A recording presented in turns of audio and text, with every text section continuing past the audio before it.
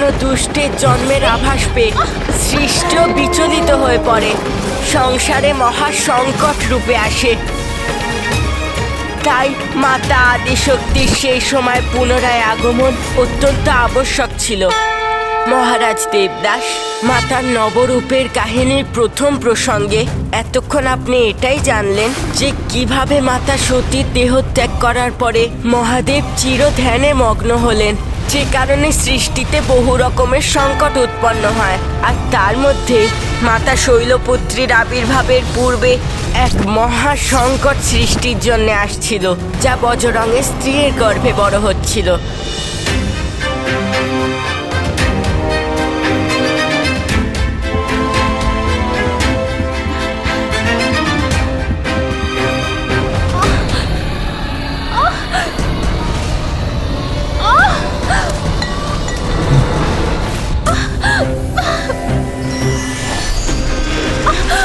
দেবী বারাঙ্গী, কোনো দুষ্টের জন্মের আভাস পেয়ে সৃষ্টিও বিচলিত হয়ে পড়ে।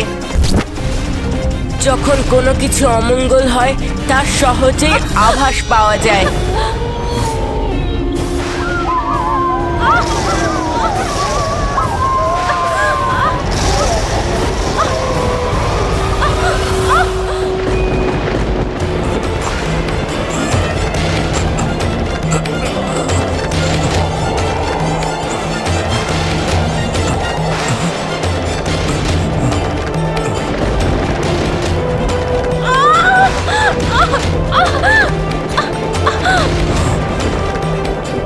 এ তো ধ্বংসকারী সংকেত।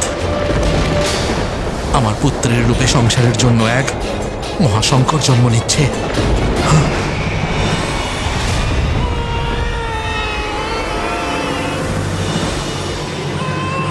এই যে আপনার পুত্র।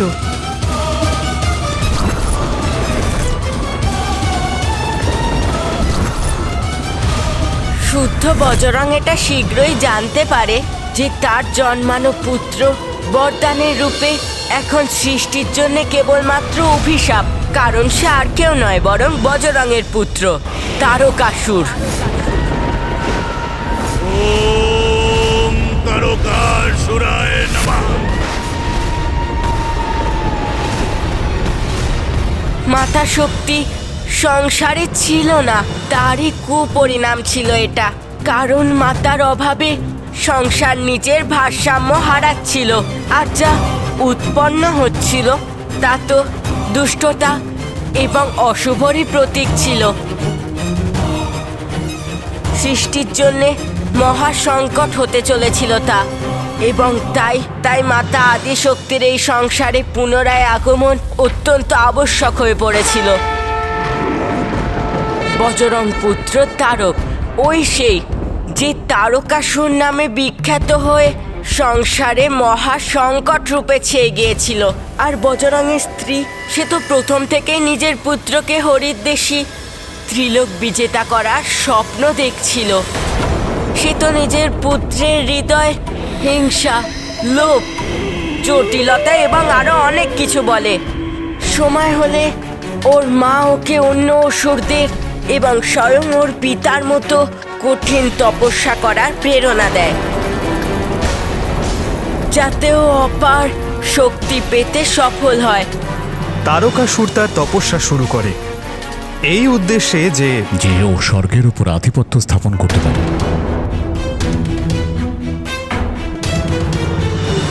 না মহারাজ, স্বর্গেতে আধিপত্য স্থাপন করা তো ওর জন্যে তুচ্ছ ব্যাপার ছিল। আগের সকল অসুরদের থেকে ভিন্ন ও ব্রহ্মদেবের কাছে এমন বরদান চাইল যে তা সর্বদা অনুচিত ছিল।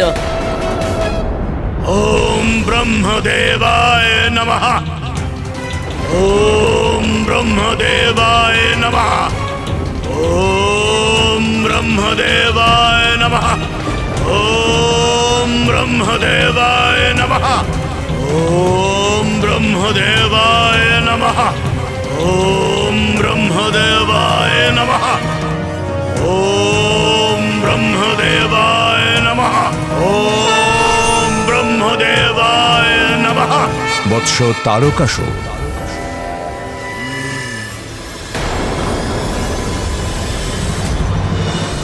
প্রণাম ব্রহ্মদেব। তাহলে আমার তপস্যায় প্রসন্ন হয়ে এখানে আসতে বাধ্য হলেন? বলো, কি বর তুমি এখন চাও? চাইবো তো অবশ্যই, অবশ্যই চাইবো। সেই জন্যই তো এত তপস্যা করেছি আমি। অমরত্ব তো আপনি প্রদান করবেন না আমায়, কোনো ব্যাপার নয়, কিন্তু আমি এমন বরদান চাইবো যেটা আপনি না চাইলেও আপনার দেওয়া বরদানের জন্য অমর হয়ে যাব আমি। তুমি হেয়ালি করো না তারকাসুর। তুমি খুব ভালো করে জানো যা কিছু অসম্ভব তা তুমি কি করে সম্ভব করবে। অমরত্বের বর তুমি কিছুতেই পেতে পারো না। অন্য কোনো বর চাইলে আমায় বলো। ব্রহ্মদেব, যদি সোজা আঙুলে ঘি না ওঠে তাহলে সেই আঙুল বাঁকাতে হয়। মহাজ্ঞানী আপনি, কিন্তু এটুকু আপনি বোঝেন না, তারকাসুর যেটা চায় সেটা প্রাপ্ত করেই ছাড়ে। আমাকে বরদান দিন ব্রহ্মদেব। মহাদেবের আদি শক্তির প্রতি কাম জাগ্রত হলে যে শক্তি উৎপন্ন হবে তাতে ওনাদের যে পুত্রেরই জন্ম হোক না কেন, আর যেই ভবিষ্যতে দেব সেনাপতির পদে স্থাপিত হবে, একমাত্র সে মহাদেবের পুত্র আমাকে পারবে বধ করতে। এ কেমন বর চাইল তারকাসুর? মহাদেব তো নিজেই পরম ব্রহ্ম, পূর্ণতার প্রতীক, পরম যোগী। কাম ইচ্ছা তো ওনার মধ্যে জাগ্রত হওয়া সম্ভব নয়। আর মহাদেবের অর্ধাঙ্গিনী অর্থাৎ দেবী সতীও তো যজ্ঞাগ্নিতে নিজের দেহত্যাগ করেছিলেন। অর্থাৎ উনি সংসারে উপস্থিতই ছিলেন না। যে কারণে মহাদেব নিজেও বীরত্ব ভাব থেকে ধ্যান সমাধিতে লীন হন। তাই এই অবস্থায় মহাদেবের পুত্রের জন্ম কেমন করে সম্ভব? অর্থাৎ তারকাসুর ছলনা করছিল। তখন ব্রহ্মদেব কি বললেন ব্রাহ্মণদেব? ব্রহ্মদেব কোন গভীর চিন্তায় মগ্ন হয়ে পড়লেন? আপনার ভক্ত আপনার সামনে দাঁড়িয়ে আছে, যে আপনাকে প্রসন্ন করার জন্য কঠোর তপস্যা করেছে। ভগবান আপনি, আপনার ভক্তকে আপনি কিভাবে নিরাশ করতে পারেন বলুন? বরদান তো আপনাকে দিতেই হবে। তাহলে আমাকে আমার বরদান দিন প্রভু, তাহলে দিন আমাকে আমার বরদান। প্রভু, চুপ করে থাকবেন না, বরদান দিন আমায়। আমি আপনার সামনে দাঁড়িয়ে আছি।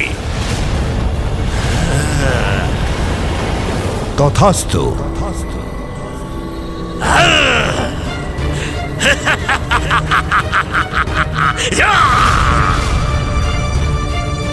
প্রণাম Brahmadev.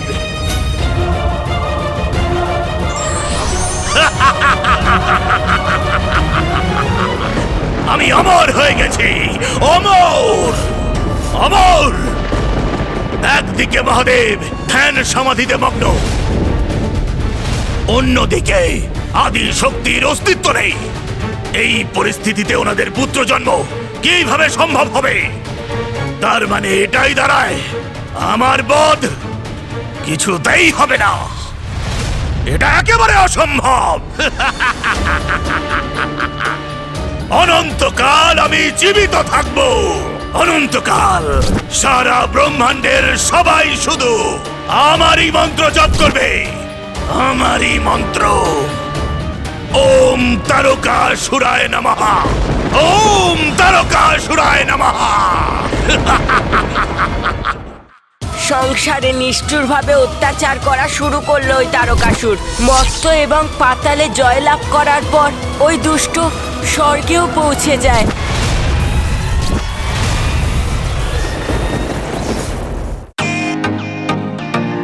Welcome to Biten world. How may assist you? নতুন ফ্ল্যাটের জন্য একটা স্ট্যান্ড ফ্যান আর কুলার নেব।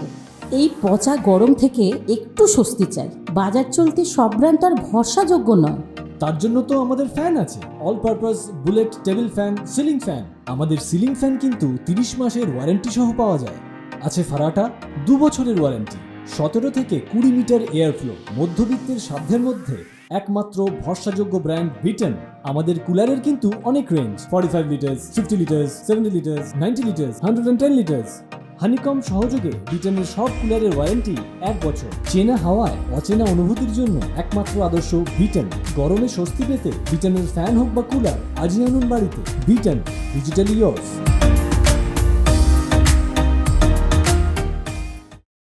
ব্রহ্মদেব তারকাসুরকে বরদান দিতে বাধ্য ছিলেন। এই জন্যে তপস্যার বলে নয়, বরং নিজের বুদ্ধির দ্বারা রচনা করা ছলনায় তারকাসুর অমরত্বের কাছাকাছি পৌঁছল।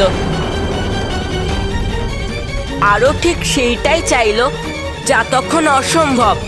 মহাদেবের এমন পুত্র কি করে উৎপন্ন হতো?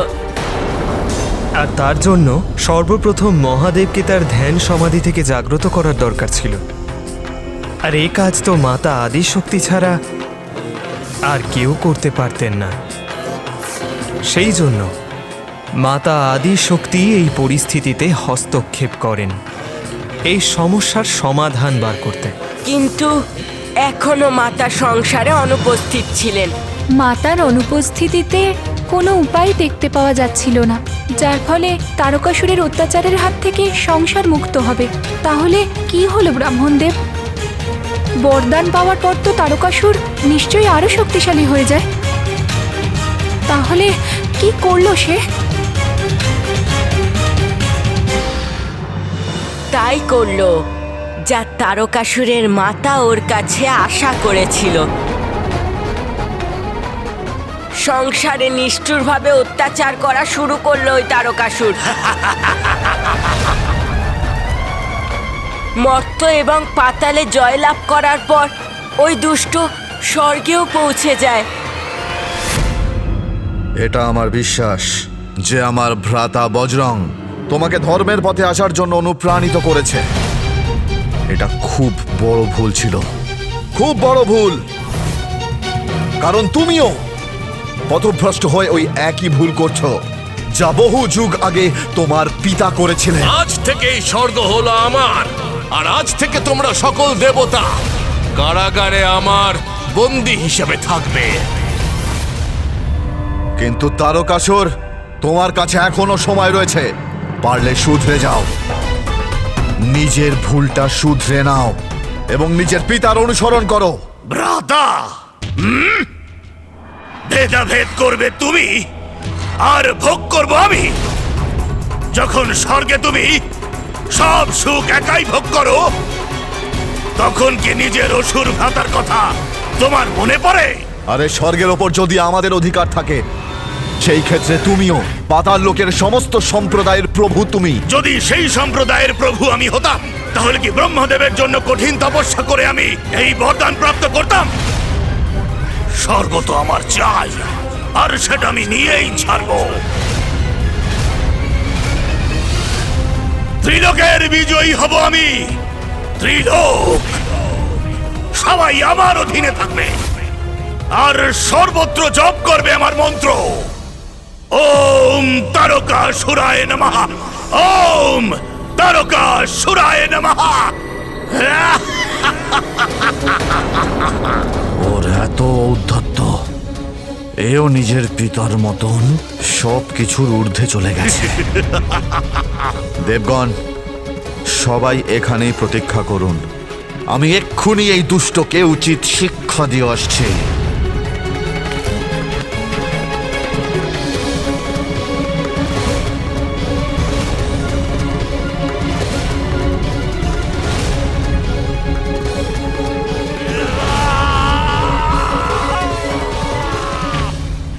এসো দেবরাজ ইন্দ্র, তোমাকে পরাজিত করে আমি স্বর্গেও নিজের অধিকার স্থাপন করব। দুষ্ট অসুর, আমার এক আঘাতে তোমার সমস্ত ভ্রম ধ্বংস হয়ে যাবে। সাবধান! ভ্রম ধ্বংস হবে, কিন্তু আমার নয়, তোমার।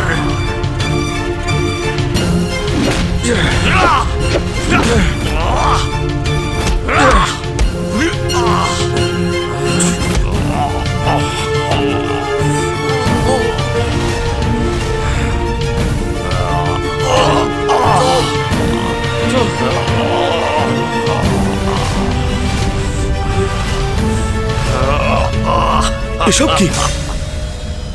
এ তো দেবরাজকে এক হাতে ওপরে তুলে দিল। ইন্দ্রদেবের এত অপমান আমরা সহ্য করব না কখনো। তারকাসুর, তোমার এত দুঃসাহস! মূর্খ দেবতারা, শীঘ্রই তোমাদেরও একই অবস্থা হবে যেমনটা দেবরাজ ইন্দ্রর হয়েছে এখন।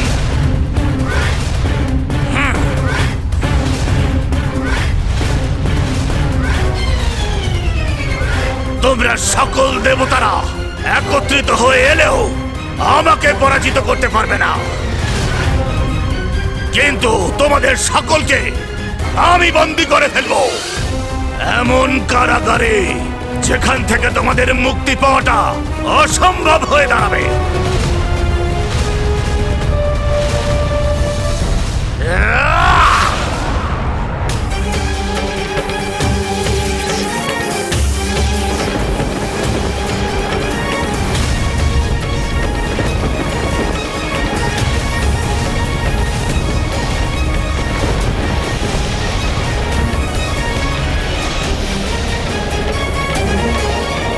এটা এটা কিরকম প্রবেশদ্বার যেটা ওর দ্বারা নিয়ন্ত্রিত হচ্ছে? যাই হোক, আমাদের তো আক্রমণ করতেই হবে।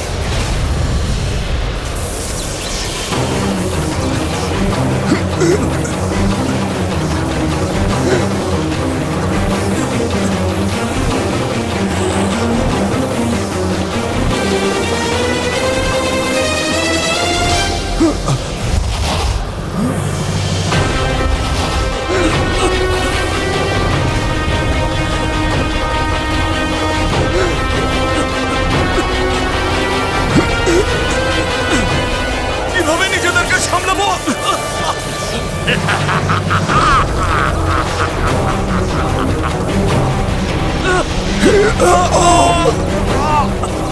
এইভাবে তো সূর্যদেব, অগ্নিদেব, বরুণদেব আর পবনদেব এই সংসার থেকে লুপ্ত হয়ে যাবে।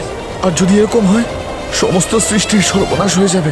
ইন্দ্রদেব, এখন একমাত্র তোমার হাতেই সকল দেবতাদের অস্তিত্ব রয়েছে। তুমি চাইলেই সকল দেবতাদের রক্ষা সম্ভব। নিজের পরাজয় স্বীকার করো ইন্দ্রদেব, না হলে আমি সূর্যদেব, অগ্নিদেব, পবনদেব এবং বরুণদেবকে এমন অন্ধকার স্থানে পাঠাবো যেখান থেকে তারা কোনো পথই বেরোবার খুঁজে পাবে না। এমন স্থানে এসব কি হচ্ছে? এইসব কি হচ্ছে? কিভাবে আটকাবো আমি এই দুষ্টকে?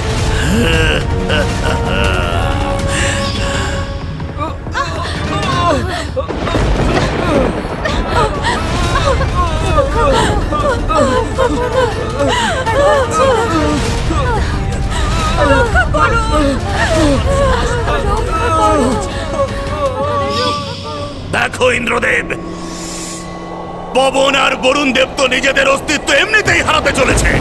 ধীরে ধীরে সূর্যদেব এমনিতেই লুপ্ত হয়ে যাবে।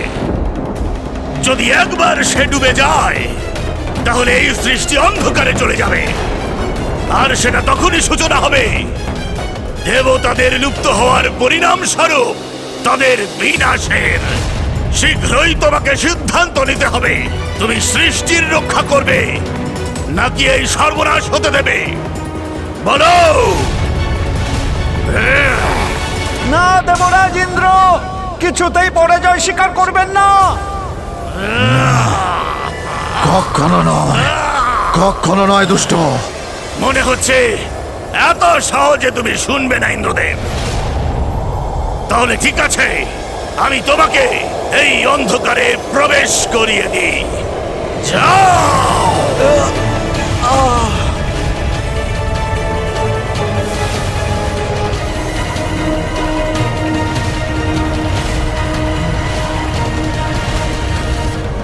তুমি যাই করে নাও না কেন তারকাসুর, আমরা পরাজয় কখনই স্বীকার করব না, কখনো না।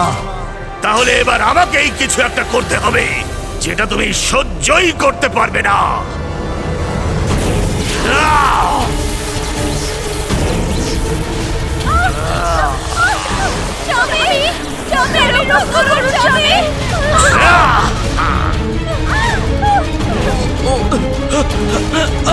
পবন দেব, রক্ষা করুন! দেবী সত্যি দেবী সংজ্ঞা!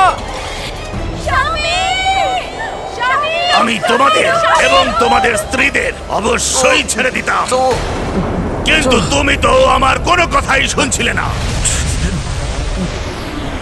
তাই তোমাদের সাথে সাথে তোমাদের স্ত্রীদেরও অন্ধকারে যাওয়া উচিত, তাই না?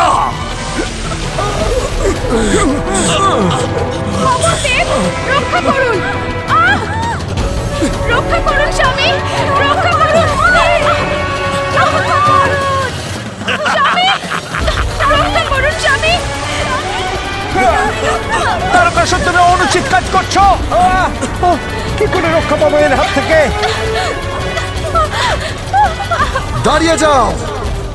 দাঁড়িয়ে যাও তারকাসুর। আমি পরাজয় স্বীকার করছি আমি পরাজয়। কি বললে তুমি? পরাজয় স্বীকার করবে?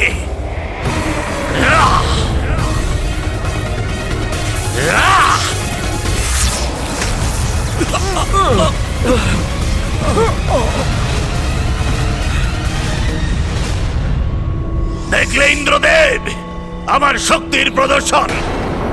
ত্রিলোক বিজয়ী তারকাসুর আমি।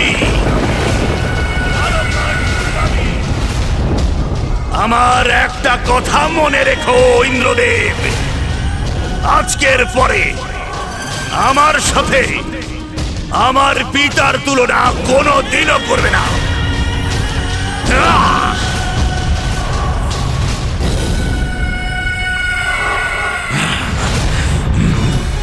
তারকাসুরের কাছে পরাজিত হওয়ার পরে অসহায় হয়ে সকল দেবতা ব্রহ্মদেবের কাছে যায়।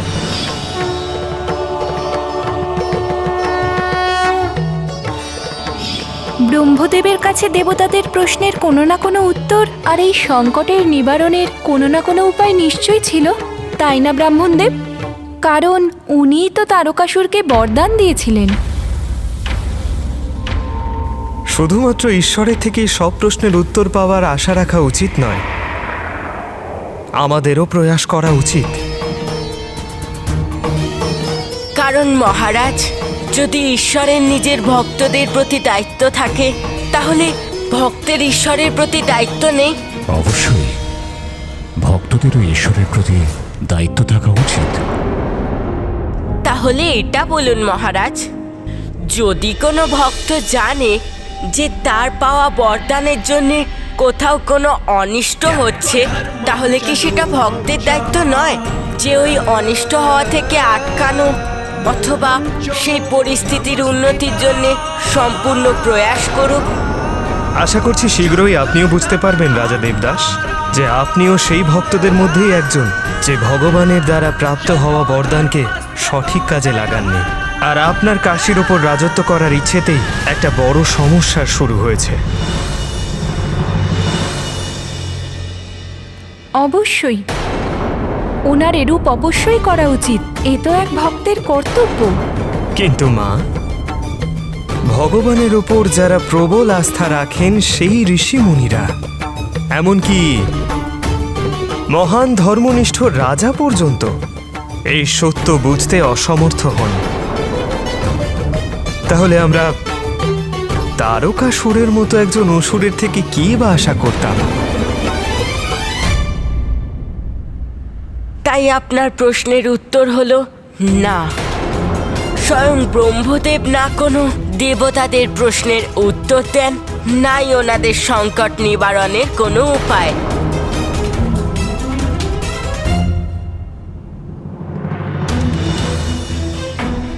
তারকাসুরের বিনাশ একমাত্র মহাদেব আর আদি শক্তির পুত্রের দ্বারা সম্ভব।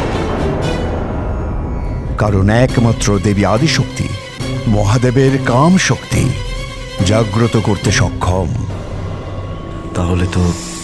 তাহলে আমাদের সামনে তার কোনো উপায় নেই, কারণ মাতা আদিশক্তি তো মহাদেবকে দেবী সতীরূপে বিবাহ করেছিলেন,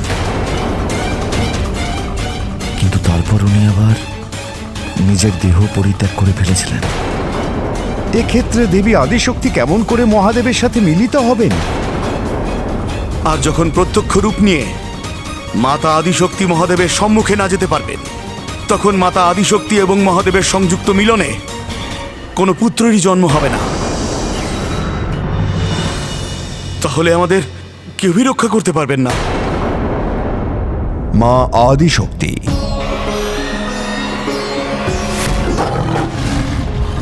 একমাত্র ওনার আগমনেই এই তারকাসুর নামক সংকটের হাত থেকে আমরা মুক্তি পেতে পারি। তোমরা তিনজনেই আমাদের অপমান করেছ এবং মনুষ্যের মতো নিজেদের অহংকারের পরিচয় দিয়েছ। সেই জন্য তোমাদের পৃথিবী লোকে মনুষ্য রূপে জন্ম নিতে হবে।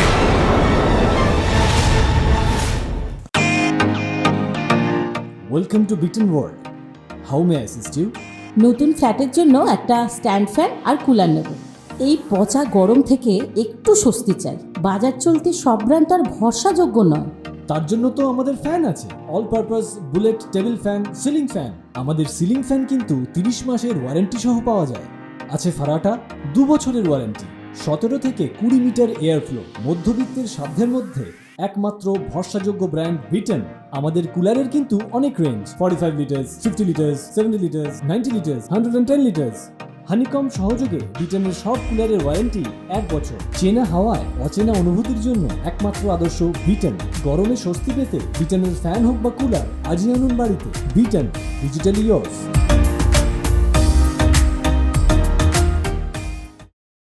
মাতা আদিশক্তির তো কোথাও কোনো অস্তিত্বই নেই, তাহলে উনি আমাদের সাহায্য করবেন কিভাবে? দেবগণ, আমি সেই সংকল্পের কথা জানি।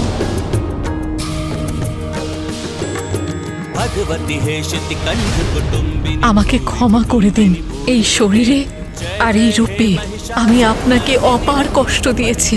আমি আর এক মুহূর্ত এখানে থাকতে চাই না, কিন্তু সঠিক সময় এলে আমি মাতা ময়নার গর্ভ থেকে কন্যা রূপে জন্মগ্রহণ করব এবং পুনরায় আপনার স্ত্রী হয়ে আপনার সান্নিধ্য লাভ করব। যখন দেবী সতী দেহত্যাগ করবার সময় অগ্নি উৎপন্ন করেছিলেন, তখন ওনার মনে ভবিষ্যতে দেবী ময়নার কন্যারূপে জন্ম নেওয়ার এবং মহাদেবের পত্নী হওয়ার একটা সংকল্প গ্রহণ করেছিলেন। দেবী ময়না, সে কে ব্রহ্মদেব? দেবী ময়না আর অন্য কেউ নয়, বরং প্রজাপতি দক্ষেরই নাতনি। প্রজাপতি দক্ষের বহু কন্যার মধ্যে একজন ছিলেন দেবী সধা, এবং সেই দেবী সধা 3 সুন্দর কুমারীর জন্ম দেন। তারা হলেন দেবী ময়না, দেবী ধর্ণা এবং দেবী কলাবতী। একবার মাতা ময়না, মাতা ধর্ণা এবং মাতা কলাবতী নারায়ণের নিবাস বৈকুণ্ঠে আয়োজিত যজ্ঞে অংশগ্রহণ করেন।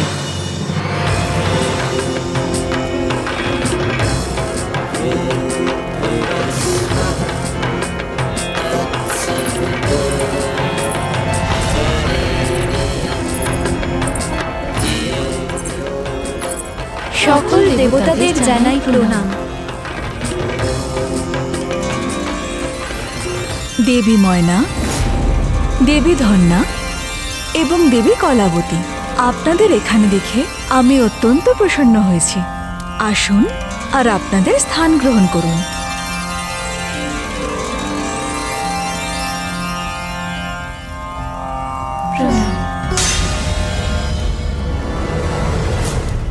নারায়ণের সেই মহাযজ্ঞে সকল দেবদেবীরা উপস্থিত ছিলেন।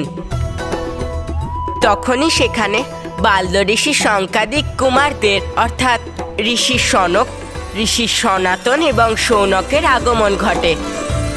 সকলে স্বাগত করতে এবং সম্মান জানাতে নিজেদের স্থানে দাঁড়িয়ে পড়ে, কিন্তু মাতারা, মাতা ময়না, মাতা ধন্যা এবং মাতা কলাবতী নিজেদের স্থানেই বসেছিলেন। ওনাদের এরূপ ব্যবহারের জন্যে ঋষিরা ওদের শাস্তি দিতে বাধ্য হলেন, কারণ ঋষিদের অপমান শাস্তির অধিকারী।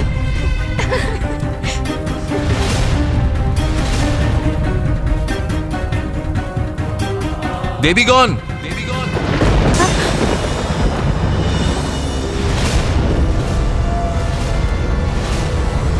তোমরা তিনজনেই আমাদের অপমান করেছো এবং মনুষ্যের মতো নিজেদের অহংকারের পরিচয় দিয়েছো। সেই জন্য তোমাদের পৃথিবী লোকে মনুষ্য রূপে জন্ম নিতে হবে।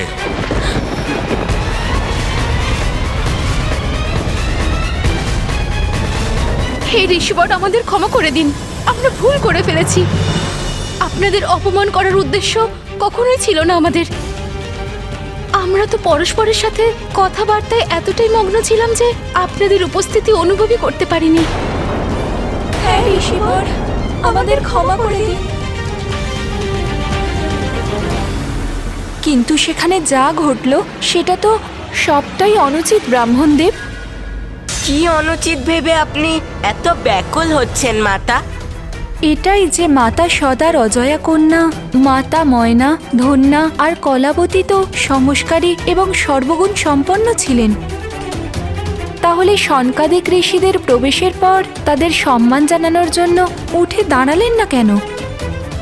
আর শনকাদিক ঋষিরা তো খুবই শান্ত স্বভাবের। ওনাদের স্বভাবে ক্রোধ আর অহংকারের বিন্দু মাত্র নেই। তাহলে ওনারা এত সাধারণ অপরাধের জন্য এত কঠোর শাস্তি দিয়ে দিলেন? হ্যাঁ মাতা, এসব তো মাতা আদিশক্তিরই লীলা ছিল।